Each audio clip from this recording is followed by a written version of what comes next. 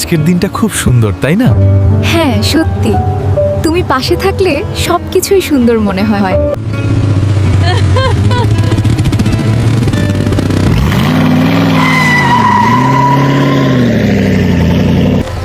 আমরা আমাদের বসের নির্দেশ এখানে এসেছি। আমাকে কোথায় নিয়ে যাচ্ছেন? আমাকে যেতে দিন প্লিজ। এমির, আমাকে বাঁচাও। অ্যালিফ, আমি তোমাকে ওদের হাত থেকে উদ্ধার করতে পারলাম না, তবে তুমি যেখানেই থাকো আমি তোমাকে খুঁজে বের করবই।